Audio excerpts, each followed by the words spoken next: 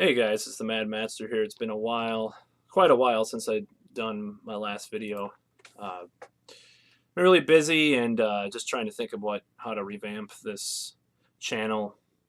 And just as an introduction, decided I'm going to take down some of my videos off of this channel, and I know how controversial it is to my 23 subscribers now. There's some videos I did like last year or the year before that are just awful, and I just look back on them and just like, you know, especially certain things with, anyways, certain things with my complexion, and just, you know. So, anyways, what is this video about? Well, this video is a kind of a cool video because I feel like I wanted to do this for a while, and I'm doing this right now.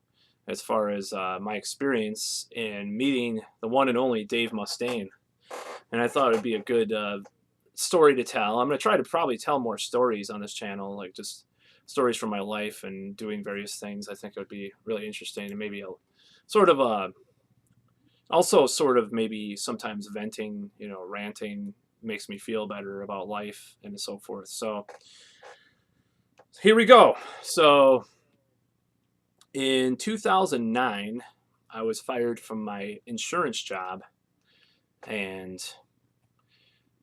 it was really weird because I had kind of known that it would happen. But the funny thing is, I had a dream about it a week before, and it was kind of creepy. I was like, "Oh, there's something about today," when I went to work. So, you know, I packed up all my stuff to go to work because I bring a backpack of like 5 fucking books all the time. Or actually, I do that now. I think I just had 1 book, and I was listening to UFO Strangers of the Night. It was a fall day like today, kind of. And I had worked there for many years, and I knew I was on the way out. It just had been a terrible year as far as the job goes.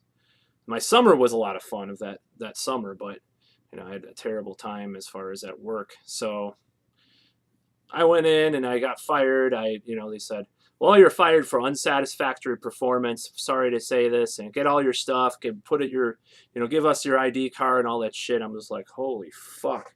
I didn't know if I was going to get unemployment. I didn't know what the hell was going on, because at that time I was living in an apartment building where I had to pay rent. Now, I mean, I do pay rent, but I pay rent to someone else instead of a company, so it's a little bit easier. It would be a little bit easier to get away with that, at least for a little bit. But so anyway, I'm just like, I have kind of the opposite reaction. I'm like kind of relieved and kind of feel like my life is opened up in a way because I don't have to deal with that bullshit anymore. But more on that maybe in videos to come. But it was kind of a relief.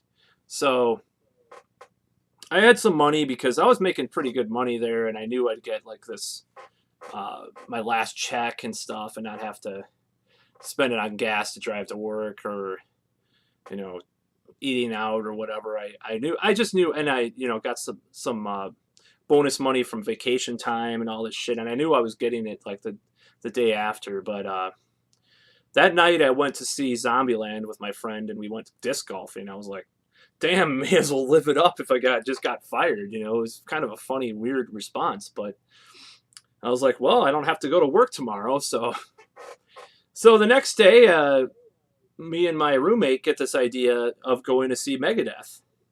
Or I don't even think we had tickets at the time. I can't recall exactly, but I'm like, oh shit, I'll go see Megadeth. I think it was the second time seeing Megadeth. I saw him one more time after that. I don't know if I'm going to see him ever again, but that's just because musically, I think I'm just not as into how it sounds now live and stuff. It's hard to explain, but I just rather not. If the set list got really interesting, maybe I would. But this was the Endgame tour, so. And then I got, so I went with my friend, and we went to Megadeth, and there was a signing after the show of the new album. I was like, oh fuck it, I'll buy the new album Endgame. Anyways, I'll be right back while I get that CD. And I met Dave Mustaine. So, as the thumbnail picture will show, it was a weird situation. So, we were in line, and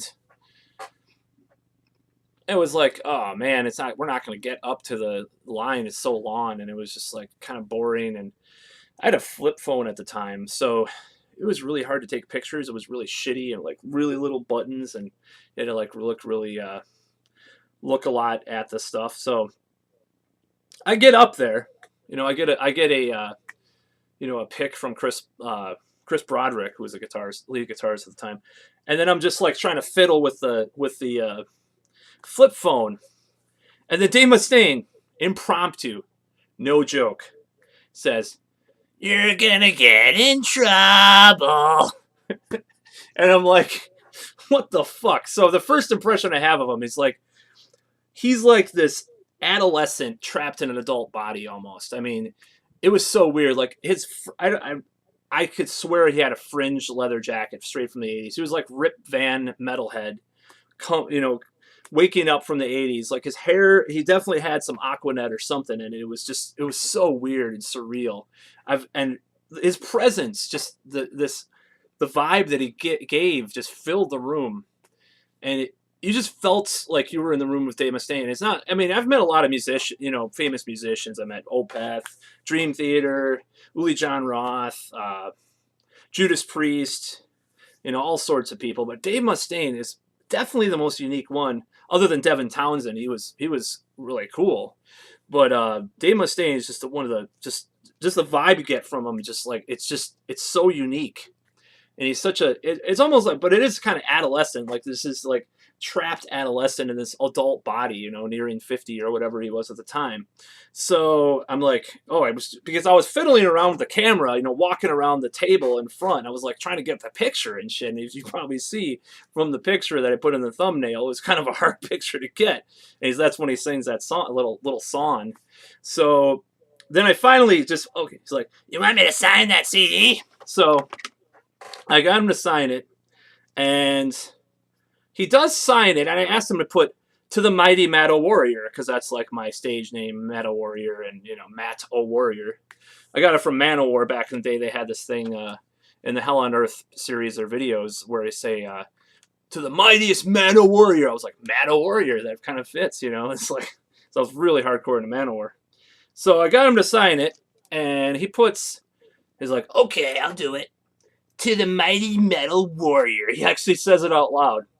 So if you could see that, I don't know, but it was pretty cool. I mean, it was one of the reason why it was such a prominent experience in my life is because he's just such a unique person. I mean, the guy is so unique and different than everybody I've met in music. I mean, it's a wonder. It's not. I mean, it's no wonder that he has influenced so many people. He has a vibe and presence all his own. I mean, I'm giving that as a compliment. And I know there's, I've kind of hated on him for recent music and recent opinions he's had. But honestly, it was the best experience I've had with meeting a musician because it was just so unique. And I just wanted to tell that story, and that's all for this video. Please subscribe and please like it and share it and favorite it and shit. And let me see if I can see. So that is the Mighty Metal Warrior when it was supposed to be Metal Warrior. But it was pretty cool nevertheless, and I had a great time. I proceeded to have one of the best unemployment periods of my life, unemployed. And I wish it would have lasted longer, but unfortunately at the time when I had to get a job, Congress was stalling the unemployment bill, so I had to get a job, and that led to my current job. And just like, shit, I should have maybe spent more time trying to get self-employed at the time, working on my blog and stuff. But that's another story for another time, and that's all for this video.